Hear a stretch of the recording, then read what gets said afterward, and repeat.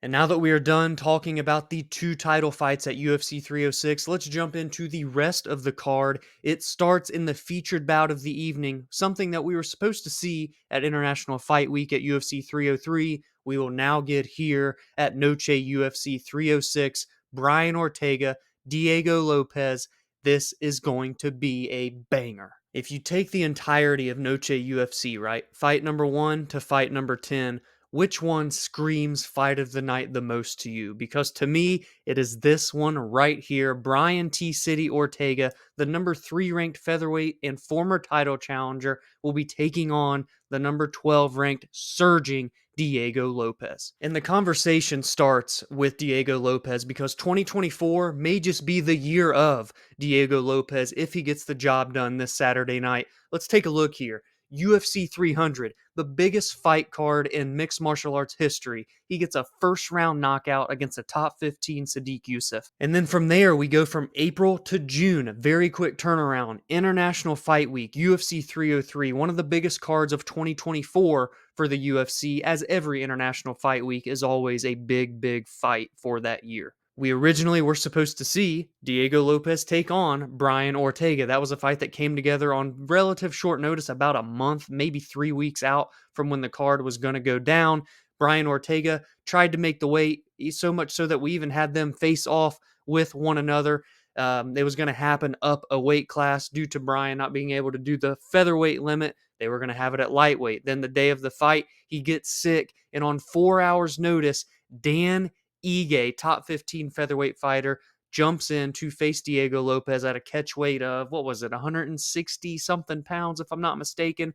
They go to a 15-minute war decision where Diego did get the nod on the scorecards, but not without some adversity as Dan Ige came on strong toward the end of that matchup. But a 2-0 year for Diego Lopes on the two biggest cards of the year, and now he will compete on the third biggest card of the year, a monumental one of one in the sphere for Mexican Independence Day. The lights are shining bright on Diego Lopes in every single fight. He is showing up and rising to the occasion. Let us not forget that he just debuted last May at UFC 288, where we saw the Bantamweight Championship being defended conveniently. That was Aljamain Sterling and Henry Cejudo. He loses, but takes the undefeated Movsar Evloev to the brink in a very closely contested decision, bounces back in August with a finish over Gavin Tucker, then fights again in November and finishes Pat Sabatini.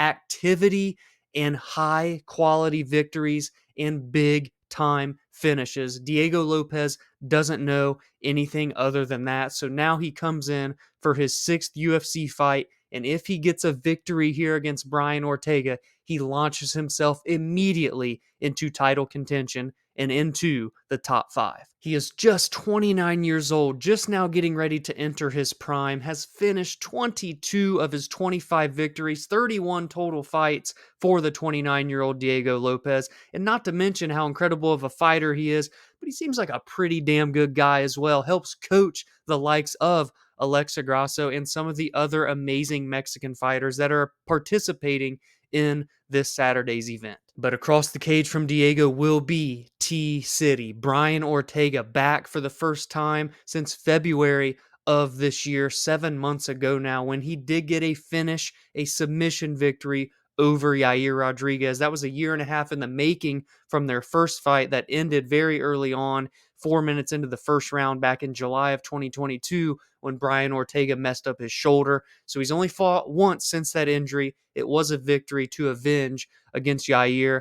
We already talked about what happened back in June for International Fight Week. And let us not forget, because that fight was going to happen on short notice, Brian, prior to accepting that fight at 303, was preparing to take on the lightweight division at around this September timeframe.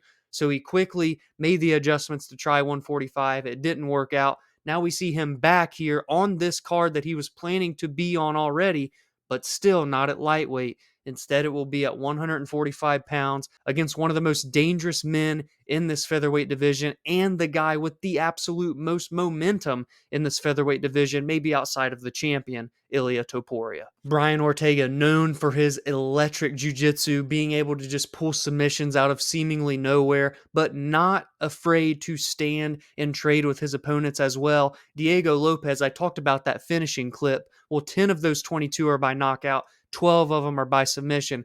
This is a guy that can get the job done on the feet and on the canvas. Truthfully, both of these guys can get it done in all facets of mixed martial arts. Honestly, it's just sad that this isn't a 25-minute fight. Instead, it is 15 minutes. At least I think it is, right? Let me know if I'm wrong. But oh my goodness, this fight has everything from the grappling, from the jiu-jitsu, to the striking, the clinch work. We're going to see a little bit of everything for as little or as long as this fight goes. For T-City, it's a chance to make it 2 straight victories and get a huge win over a rising prospect, solidify himself as still a legit title challenger in this division. And if he is done with 145 after this fight, that's quite a win to head into 2025 at 155. And for Diego, I already talked about it. He can win here, extend his win streak to 5, launch himself into the top 5, and launch himself into legit title contention when we do have the featherweight title fight happening next month in October. Diego could be knocking on the doorstep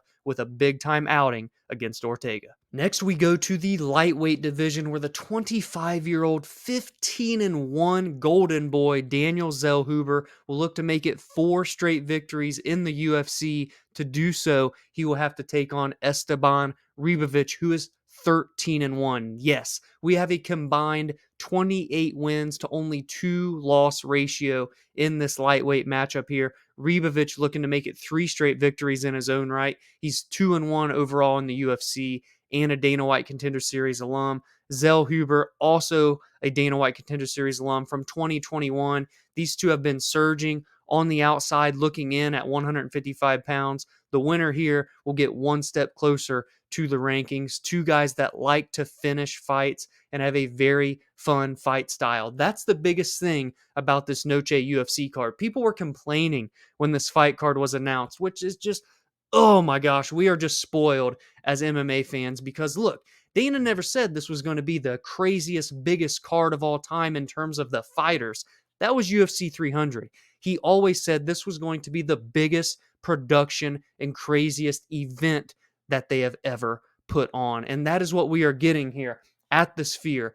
10 fights, a movie between every single fight, and Mexican fighters in 9 of the 10 matchups. The only fight that doesn't feature a Mexican fighter is the main event bantamweight championship fight. And not only is there a lot of Mexican talent for Mexican Independence Day, every matchup on this card is a fight of the night contender. Truthfully, yes, I just said the number 1 contender to win that award is Lopes versus Ortega. But if it's Zellhuber versus Ribovics, if it's Raul Rosas Jr. at the beginning of the card, any of these 10 fights can be fight of the night.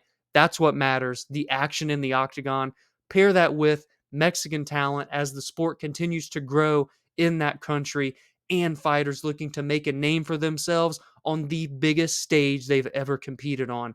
That's what this card is all about. And that's what this fight right here embodies, especially as we get into the rest of the card following Zellhuber versus Ribovics. The next fight down is a big fight in the women's bantamweight division. Yes, those still exist. They are just few and far between, it seems like, nowadays. But we have the number 5 ranked former title challenger Irene Aldana returning and taking on the number 8 ranked Norma Dumont. Now, if my math is correct here, please correct me if I'm wrong, Norma Dumont is on a 4-fight win streak in the top 10 of the women's bantamweight division, yet she's never actually made weight or even competed in a 135-pound fight in the UFC. Now, she's beaten 135-pound contenders, see Carol Rosa, see Chelsea Chandler, see former title challenger Jermaine Durandamy. I guess that was at featherweight. You get the point. These victories are happening at catchweights or up at featherweight, yet she is in the top 10, whereas Irene Aldana has been a true bantamweight in this division dating back to when she debuted in 2016. She's had her fair share of losses in her UFC tenure, but overall, way more wins than losses, and she has bounced back since losing to Amanda Nunes last June. That was with a Fight of the Year contender against Carol Rosa at UFC 296, where they went toe-to-toe in a blood and guts war. Aldana did get her hand raised via decision in that fight. Now she will look to make it 2 straight victories, and it's at an important time because next month, October 5th, if I'm not mistaken, UFC 307, Salt Lake City, Utah, Raquel Pennington defending against Juliana Pena, a number 1 contender fight between Ketlin Vieira and Kayla Harrison. And now we have this one here. So the wheels are churning at women's bantamweight, which is something that weight class desperately needs. I think this is actually a really good opportunity for Aldana to really, really make a name for herself, show that she can still get it done. 36 years old, so approaching that dangerous territory, right, for fighters in that age. But at 15-7, at her true weight class, welcoming Norma for what will hopefully be her first true fight at 135 pounds. I think this is a big time spot for Aldana. And as for the rest of the card, rather than going into the storylines, what's at stake, I just want to give shine to every single one of them because, again, they are all bangers. Now, we have Ronaldo Rodriguez and Ode Osborne that is currently slated, as I'm recording this on Wednesday, to be the main card opener for the pay-per-view. That's going down in the flyweight division. Ronaldo Rodriguez is on a 6-fight win streak and 1-0 in the UFC so far. Of that win streak, 4 of them are via finish. He's finished 12 of his 16 overall, and Ode Osborne, to my recollection, has never been in a boring fight. 4 of his last 5 haven't gone close to the scorecards. The ever-dangerous Manuel Torres is also entering this fight on a 6-fight win streak. He is 3-0 in the UFC, a 2021 Contender Series alum, 15-2 overall, with 14 of those victories coming by way of stoppage. His last one, a victory over Chris Duncan back in February. If he wins this one here, he's right on the outside looking in of the lightweight rankings. And he's taking on a fellow Contender Series alum for 2020, Ignacio Bahamondes. He's 4-2 in the UFC, coming off of a brutal head kick knockout back in April. He's 15-5, finished 11 of his 15, 27 years old. Again, these fights, man, the action we're going to see is going to be unlike many we've seen in 2024 so far. In the strawweight division, we have the 14-4 Ketlin Souza taking on the 11-1 Yasmin Uruguay. Edgar Shirez, a fighter with a 100% finish rate, is taking on Joshua Van, who's finished 8 of his 10. And as briefly alluded to earlier, the first fight of the night will feature Raul Rosas Jr.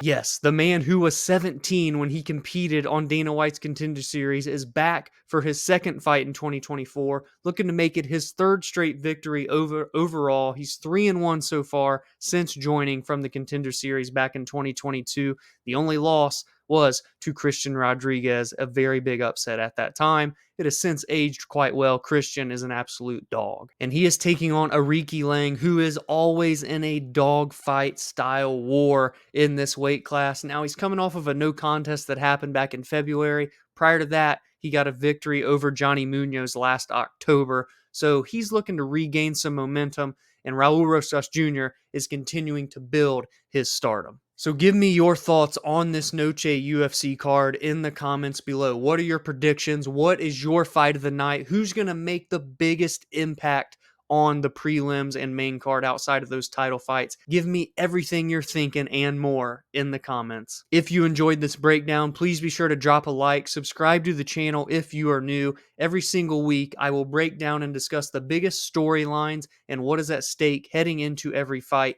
I also recap the most meaningful results every week and give my thoughts and opinions on MMA news and fight announcements. You can join the community on social media at Verbal Spar MMA, and you can follow on your favorite audio listening platforms such as Spotify and Apple, where every Friday and Monday podcast episodes release there. Enjoy the fights this weekend, and I will see you in the next video.